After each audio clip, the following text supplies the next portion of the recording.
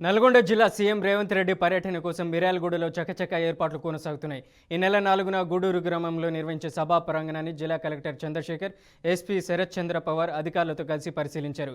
CM పర్యటన నేపథ్యంలో ఏర్పాట్లను అధికారులతో చర్చించారు. సభాస్థలిని హెలిప్యాడ్ను పరిశీలించి పలు సూచనలు చేశారు. సీఎం పర్యటన నేపథ్యంలో ఎలాంటి అవాంఛనీయ సంఘటనలు చోటు చేసుకోకుండా పటిష్టమైన భద్రతా ఏర్పాట్లు చేయాలని అధికారులకు సూచించారు. ట్రాఫిక్ మళ్లింపుపై అధికారులకు సూచనలు, దిశానిర్దేశం చేసి ప్రజలకు ఎలాంటి అసౌకర్యం కలగకుండా అన్ని సౌకర్యాలు ఏర్పాట్లు చేస్తున్నారు.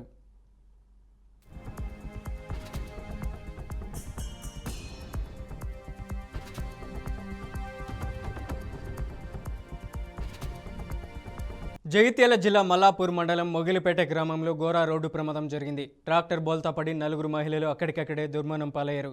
ఈ ఘటన మంగళవారం సాయంత్రం చోటు చేసుకుంది. స్థానికుల వివరాల ప్రకారం వ్యవసాయ పనుల నిమిత్తం పసుపు రెక్కడానికి వెళ్లిన మహిళలు తమ పనిని ముగించుకొని ఇంటికి తిరిగి వస్తున్న సమయంలో పసుపు లోడుతో ఉన్న ట్రాక్టర్లో ఎక్కారు. మార్గమధ్యంలో అదుపు తప్పి ట్రాక్టర్ బోల్తా పడింది. ఈ ప్రమాదంలో 4 మహిళలు అక్కడికక్కడే మృతి చెందారు. ట్రాక్టర్లో సుమారు 8 మంది మహిళలు ఉన్నట్లు సమాచారం. సంఘటనా స్థలానికి పోలీసులు చేరుకొని దర్యాప్తు చేస్తున్నారు.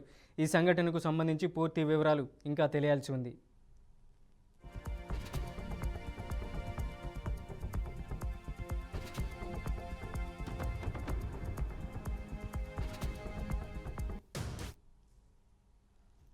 వైసీపీ మాజీ మంత్రి అంబటిపై ఏలూరు జిల్లా పోలవరం ఎమ్మెల్యే చిరి బాలరాజు విమర్శలు గుప్పించారు. కల్తీని ఈ వ్యవహారం డైవర్ట్ చేయడానికి అంబటి రెచ్చగొట్టే చర్యలను పాల్పడ్డాడని ఆయన మండిపడ్డారు. కూటమి ప్రభుత్వంపై నిందలు వేయడానికి వైసీపీ నాయకులు ఎంతకైనా తెగిస్తారని ఎద్దేవా చేశారు. 4 రోజుల నుంచి కూడా కల్తీ నెయ్యి తిరుమల దేవస్థానానికి సంబంధించి వైసీపీ ప్రభుత్వం ఎన్ని ఎత్తుగాడులు వేసి ప్రజలందరినీ కూడా మభ్యపెట్టేటువంటి కార్యక్రమం చేస్తుంది. అలాగే గత ప్రభుత్వంలో 5 ఏళ్ల పాలనలో వీరు ఏవైతే ఈ కల్తీ నెయ్యి గురించి ఎన్ని అక్రమాలు చేశారు, ఎన్ని వేల కోట్లు దోచుకున్నారో, దోచుకున్నటువంటి అప్పటి ముఖ్యమంత్రి జగన్మోహన్ రెడ్డి, అలాగే ఆ పార్టీలో ఉన్నటువంటి మంత్రులు కానీ ఎమ్మెల్యేలు కానీ ఏ విధంగా దోపిడీ చేశారో, వెంకటేశ్వర స్వామి 100 కోట్ల ప్రజానీకాన్ని నమ్మకాన్ని వమ్ము చేసి ఏ విధంగా మోసం చేశారనేటువంటి ఒక విషయాన్ని ప్రజలకు తెలియపరుస్తుంటే ఈరోజు కొత్త డ్రామాలతో, కొత్త నాటకాలతో ప్రజల ముందుకు వస్తున్నారు. మున్సిపల్ ఎన్నికల్లో కీలక ఘట్టం ముగిసింది. నామినేషన్లో ఉపసంహరణకు గడువు ముగిసింది. మంగళవారం సాయంత్రం 3 గంటల వరకు ఉపసంహరణకు అవకాశం ఇచ్చారు. మొత్తం 116 మున్సిపాలిటీలు, 7 కార్పొరేషన్లకు ఫిబ్రవరి 11వ తేదీన ఒకే విడతలో పోలింగ్ జరగనుంది. బ్యాలెట్ పద్ధతిలోని ఎన్నికలు జరగనున్నాయి. ఎక్కడైనా రీపోలింగ్ నిర్వహించాల్సి వస్తే ఫిబ్రవరి 12న నిర్వహించనున్నారు. ఇక ఫిబ్రవరి 13న ఫలితాలు ప్రకటించనున్నారు. ఫిబ్రవరి 16న 116 మున్సిపాలిటీలో చైర్పర్సన్, వైస్ చైర్పర్సన్ ఎన్నిక. ఇక ఫిబ్రవరి ఉన్నటువంటి ఏదైతే 13వ తారీఖు తర్వాత 7 కార్పొరేషన్లో మేయర్, డిప్యూటీ మేయర్ ఎన్నిక ఉండనుంది.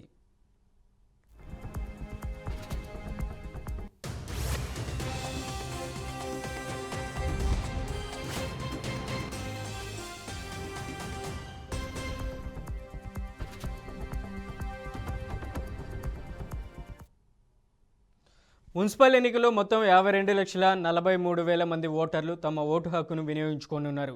ఈ ఎన్నికలు పారదర్శకంగా, శాంతియుత వాతావరణంలో జరిగేలా అన్ని ఏర్పాట్లు చేసినట్లు ఈసీ అధికారులు తెలిపారు. పోలీస్ యంత్రాంగంతో సమన్వయం చేసుకుంటూ సమస్యాత్మక ప్రాంతాల్లో గట్టి భద్రత కల్పిస్తామన్నారు. రిటర్నింగ్ అధికారులకు సహకరించాలని పార్టీలను కోరారు. కాగా ప్రధాన రాజకీయ పార్టీలైన కాంగ్రెస్, బీఆర్ఎస్, బీజేపీలకు ఈ ఎన్నికలు అత్యంత కీలకంగా మారాయి. పట్టణ ఓటర్ల తీర్పు ఎలా ఉండబోతుందనేది ఇప్పుడు రాజకీయంగా ఆసక్తికరంగా మారింది.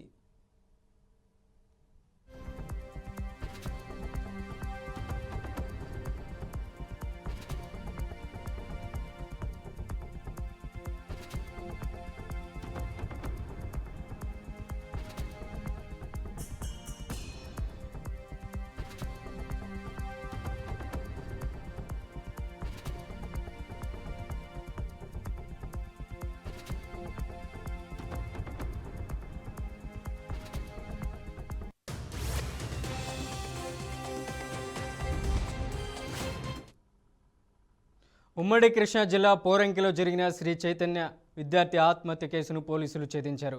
పవన్ను తోటి విద్యార్థులు కొట్టడం వల్లే మృతి చెందాడని డీఎస్పీ చెలసాని శ్రీనివాస్ తెలిపారు. దాడికి సంబంధించిన దృశ్యాలను సోషల్ మీడియాలో పోస్ట్ చేయడంతో వాటి ఆధారంగా పోలీసులు దర్యాప్తు పూర్తి చేశారు. కొంతమంది విద్యార్థులపై కూడా కేసు నమోదు చేసినట్లు ఆయన తెలిపారు. హాస్టల్ రూమ్లో విద్యార్థులు ఎవరో కూడా లేనప్పుడు స్టడీ అవర్స్కి వెళ్ళినప్పుడు లోపల ఇన్సైడ్ బోర్డులు పెట్టుకుని ఈవినింగ్ టైంలో ఫ్యాన్కి బొంతతో ఉరేసుకుని చనిపోయి ఉండగా ఇన్సైడ్ బోర్డులు పెట్టుకుని ఉన్నారు. తర్వాత 9:30 ఆ ప్రాంతాల్లో ఆ రూమ్లో ఉన్న తోటి విద్యార్థులు వచ్చి తలుపేసి ఉన్న బోర్డు పెట్టి ఉందని చెప్పేసి అక్కడ ఉన్న వార్డెన్ వాళ్ళందరికీ ఇన్ఫార్మ్ చేసి అందరూ కూడా తలుపుని బలంగా నెట్టి బోల్ట్ ఎరగొట్టి లోపలికి వెళ్ళి చూడగా ఈ ఫ్యాన్కి ఇతను ఈ పవన్ కుమార్ ఉరేసుకుని చనిపోయాడు.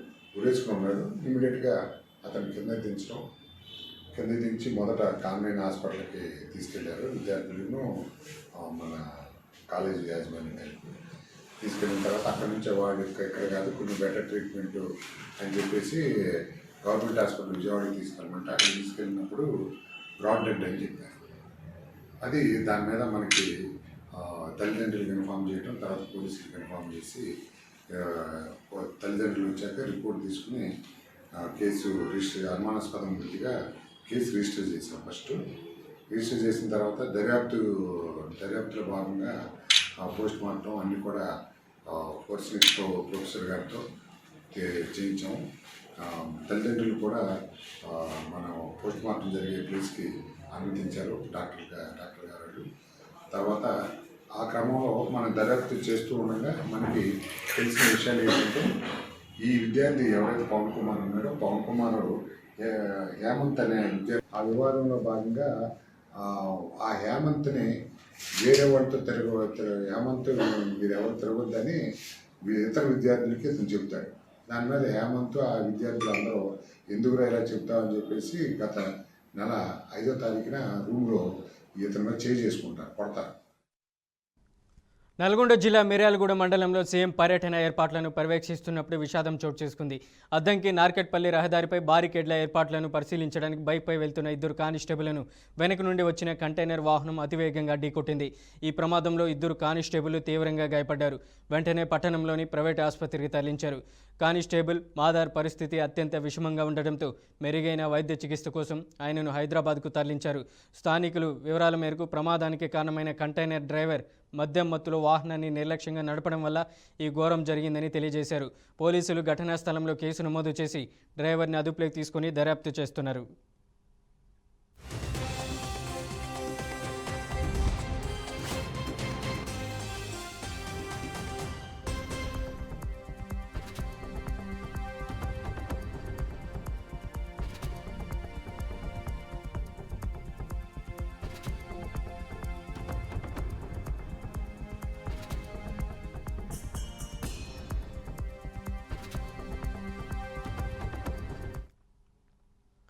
సినీ నటుడు మంచు మోహన్ బాబు మరో వివాదంలో చిక్కుకున్నారు. విద్యార్థుల కిడ్నాప్ ఘటనకు సంబంధించి ఆయనపై తిర్చాను పోలీస్ స్టేషన్లో కేసు నమోదైంది.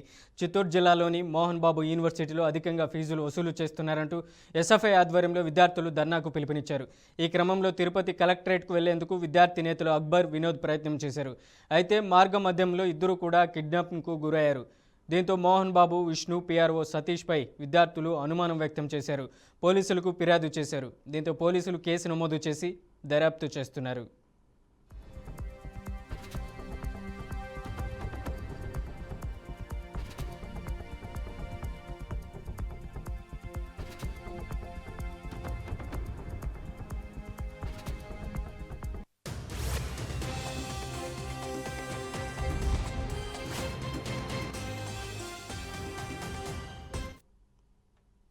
వికారాబాద్ జిల్లాలో రాజకీయ ఉద్రిక్తతలు నెలకొన్నాయి. మున్సిపల్ ఎన్నికల నామినేషన్ల సమయంలో పోలీసు అధికారులు, బీఆర్ఎస్ పార్టీ కార్యకర్తల మధ్య వాగ్వాదం చోటు చేసుకుంది. ఓటో వార్డులో కాంగ్రెస్ పార్టీ అభ్యర్థిని ఏకగ్రీవం చేయడానికి బీఆర్ఎస్ పార్టీ అభ్యర్థిని ప్రలోభాల ద్వారా నామినేషన్ ఉపసంహరణకు ఒప్పించారని బీఆర్ఎస్ పార్టీ నాయకులు ఆరోపిస్తున్నారు. పోలీసులు కూడా అక్కడ ఉన్నప్పటికీ బీఆర్ఎస్ అభ్యర్థుల నామినేషన్ ఉపసంహరణలో పాలు పంచుకున్నారని పార్టీ నేతలు చెబుతున్నారు.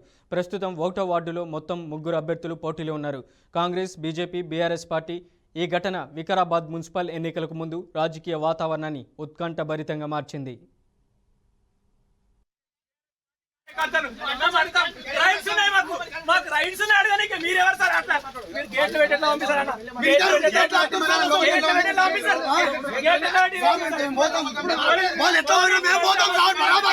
కాంగ్రెస్ కార్యకర్త ఎందుకు పోయిన వారండి? కాంగ్రెస్ కార్యకర్త ఎందుకు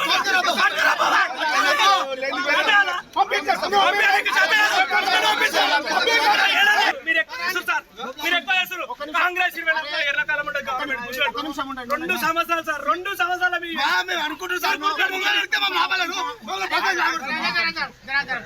క్యాండిడేట్లను మాత్రమే పంపాలి. సీఏ గారు వెనుక వాడు ఎట్లా పోయింది? ఇప్పుడు వెనుక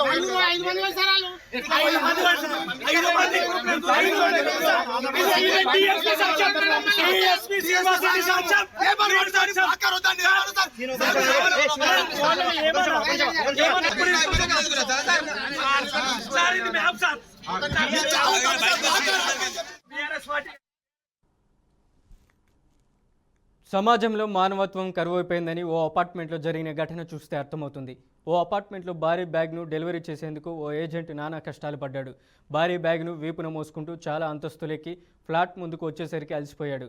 ఆ అపార్ట్మెంట్లోని లిఫ్ట్ను వాడేందుకు డెలివరీ బాయ్స్కు ప్యాకర్స్ అండ్ మూవర్స్ సిబ్బందికి అనుమతి లేకపోవడంతో డెలివరీ ఏజెంట్ సిబ్బంది నానా తంటాలు పడ్డారు. అయితే ఇదంతా ఓ వ్యక్తి తన ఫోన్లో వీడియో రికార్డ్ చేసి పోస్ట్ చేయడంతో నెట్టింట వైరల్గా మారిన ఈ పోస్టుపై జనాల్లో ఆగ్రహం వెల్లువెత్తుతుంది. డెలివరీ ఏజెంట్ అంత కష్టపడుతున్నా మనసులు కరగకపోవడం దారుణమని కామెంట్లు చేశారు. సాధారణ లిఫ్ట్ను అపార్ట్మెంట్ వాసులకే పరిమితం చేసినప్పుడు ఇతరుల కోసం సర్వీస్ లిఫ్ట్ ఏర్పాటు చేయాలని నెటిజన్లు తెలిపారు. ఇలాంటి లిఫ్ట్లు అవసరం లేదనే వారు ఎత్తైన భవనాలు నిర్మించకూడదని మరికొందరు అభిప్రాయపడుతున్నారు.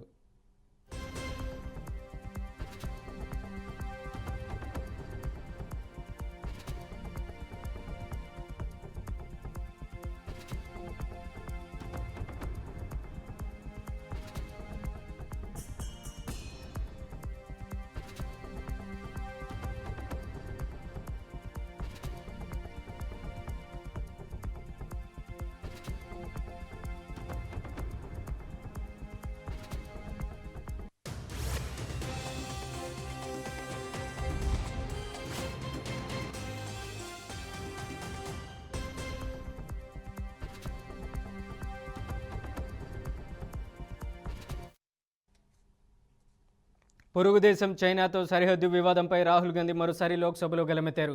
మాజీ ఆర్మీ చీఫ్ జనరల్ నరవనే రాసిన 4 స్టార్స్ ఆఫ్ డెస్టిన్సీ అనే పుస్తకంలోని అంశాలను సభలో మరోసారి ప్రస్తావించారు. నిన్న సభలో తాను చేసిన వ్యాఖ్యలకు కట్టుబడి ఉన్నానని స్పీకర్కు తెలిపారు. తాను మాట్లాడుతున్నది స్వప్రయోజనాల కోసం కాదని దేశ భద్రత గురించేనని రాహుల్ గాంధీ అన్నారు. లద్దాఖ్లో మన సైనికులు ఎంతోమంది ప్రాణాలు కోల్పోయారని రాహుల్ గాంధీ కామెంట్ చేశారు. కానీ లద్దాఖ్పై చర్చించేందుకు ప్రభుత్వం ఎందుకు వెనకాడుతుందో సమాధానం చెప్పాలని డిమాండ్ చేశారు. అయితే రాహుల్ వ్యాఖ్యలపై ఎన్డీఏ సభ్యులు తీవ్ర అభ్యంతరం వ్యక్తం చేశారు. తమ సీట్ల నుంచి లేచిన కేంద్ర మంత్రులు రాహుల్ గాంధీ వ్యాఖ్యలపై ఆగ్రహం వ్యక్తం చేశారు. ఇరుపక్షాల వ్యతిరేక నినాదాలతో లోక్సభ దద్దరిల్లింది.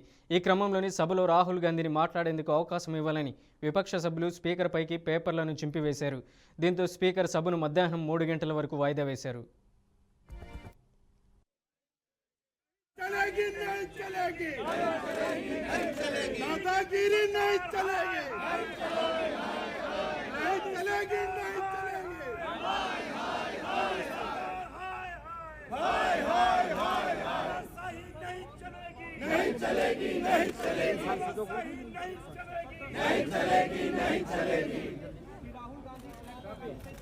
गुंडागर्दी नहीं चलेगी, नहीं चलेगी, नहीं चलेगी। Down down Narendra Modi, down down Narendra Modi, down down Modi. ప్రధాని నరేంద్ర మోదీపై కాంగ్రెస్ అగ్రనేత రాహుల్ గాంధీ సంచలన వ్యాఖ్యలు చేశారు. అమెరికాతో కుదిరిన వాణిజ్య ఒప్పందం దేశ ప్రయోజనాల కోసం కాదని తీవ్రస్థాయిలో విరుచుపడ్డారు. ప్రధాని మోదీ చాలా భయంలో ఉన్నారని, మోదీని ట్రంప్ బెదిరించి ఒప్పందం చేసుకున్నారని తీవ్ర ఆరోపణలు చేశారు. ట్రంప్ ఒత్తిడితోనే వాణిజ్య ఒప్పందంపై మోదీ సంతకాలు చేశారని మండిపడ్డారు. దేశ ప్రజల కష్టార్జితాన్ని మోదీ ట్రంప్కు అమ్మేశారన్న రాహుల్ గాంధీ ధ్వజమెత్తారు. డొనాల్డ్ ట్రంప్ నేరుగా బెదిరించడంతోనే మోదీ ఆ వాణిజ్య ఒప్పందంపై సంతకాలు చేశారని రాహుల్ గాంధీ ఆరోపించారు. దేశ గౌరవాన్ని పణంగా పెట్టి ట్రంప్ ఒత్తిడికి మోదీ లొంగిపోయారని తీవ్ర విమర్శలు గుప్పించారు. దేశ ప్రజల కష్టార్జితాన్ని మోదీ ట్రంప్కు అమ్మేశారని రాహుల్ గాంధీ ధ్వజమెత్తారు.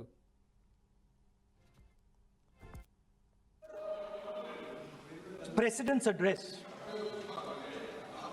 was about the path that India has to chart.